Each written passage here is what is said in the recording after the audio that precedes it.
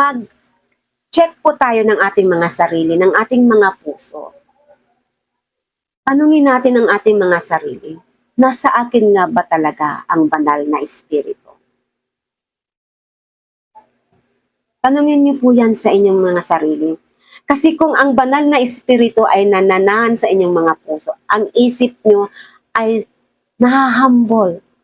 Ang isip niyo ay hindi na nakatuon sa mga bagay na pakikipagmagalingan, pakikipagkontrahan, pakikipagtalo, taasan ng pride, pakikipagkompetensya. Hindi na doon. At yung action natin, at makikita na yan sa atin, buhay, pamumuhay, pananalita, pakikitungo, yung mga gawain natin, yung gawin natin, paano tayo makisama sa ating mga anak, pamilya, paano natin naisa sa buhay yung mga utos ng Diyos. Totoo po na hindi tayo maliligtas sa kautusan dahil si Jesus tanging by grace tayo maliligtas. Pero kapag naligtas tayo, it is given na yung mga kautusan ng Diyos ay nasusunod natin dahil may banal na espiritu na tayo. Yung mga hindi natin nagagawa, nare-remind tayo, di ba, na ito ang gawin mo, huwag mong gawin yan, ay mali yan. So, yun yung isa sa mga proof na may banal na espiritu na nananahan sa buhay mo. Kasi may pagbabago. May pagbabago.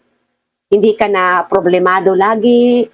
Nakikita na yung pagiging mahinahon mo. Makikita yan. Nakikita kung paano ka makitungo na sa sarili mo at sa mga anak mo. At kung paano ka na magpahalaga sa Diyos. Kaya importante po na nagbabasa tayo ng Bible. Kasi dito, nare-remind tayo eh.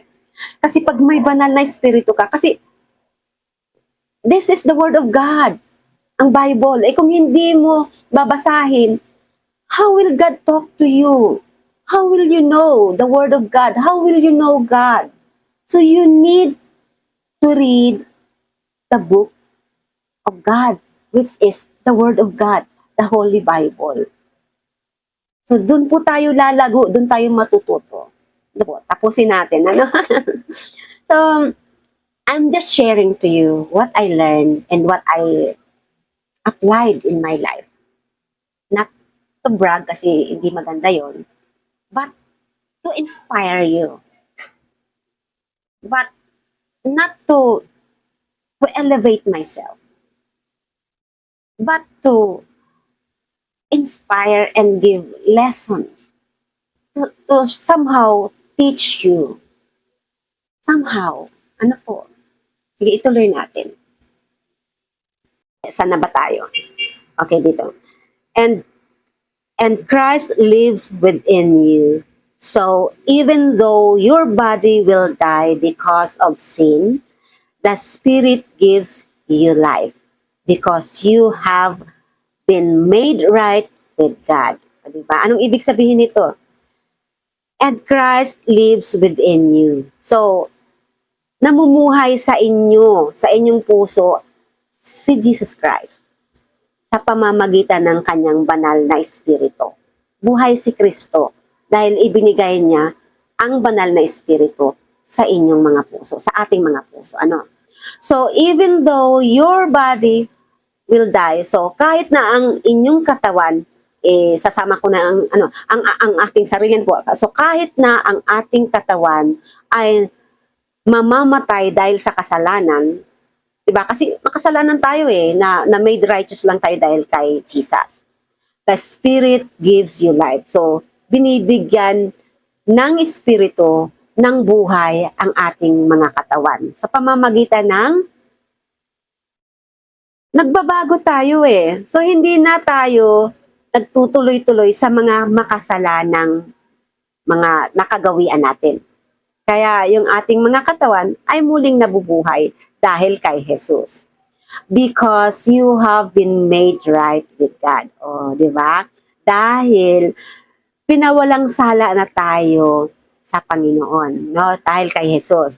Naging mabuti na tayo na kaya na nating manalangin sa Panginoon, no? Sa Diyos, sa pamamagitan ng Jesus. Ginawa na tayong mabuti, maayos sa Diyos dahil kay Jesus. Sa Kanya, anong proof? Dahil sa banal na Espiritu. Ano po? So yun. If the Spirit of God lives in you. Diba? Nandito yon, binasa natin kanina. Diba?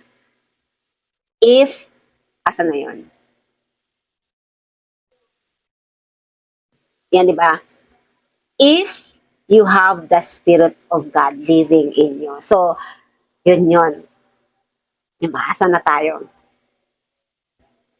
The Spirit of God who raised Jesus from the dead lives in you. And just as God raised Christ Jesus from the dead, He will give life to your mortal bodies by this same Spirit living within you.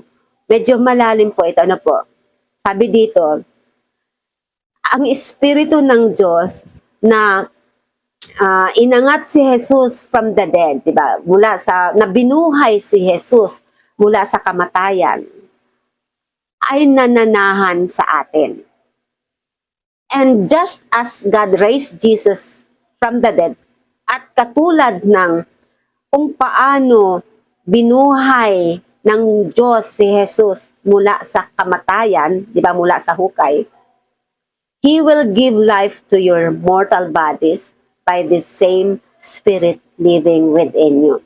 Bibigyan niyang buhay ang ating mga mortal na katawan by this same Spirit living within you. Sa pamamagitan ng kaparehas na Espiritu na bumuhay kay Jesus, na nananahan sa ating mga puso. Nananahan sa atin, bibigyan din tayo ng buhay ang ating mga mortal na katawan. Sa paanong paraan? Sa abot ng aking mai-explain po.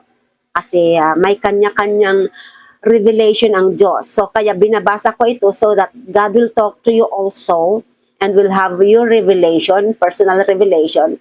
And as for me, sa mga baguhan sa Bible, ang ibig sabihin nito, ng the Spirit will give life to your mortal bodies, ay magkakaroon na tayo ng kagalakan kasi yung katawan natin ay hindi na natin ginagamit sa kasalanan.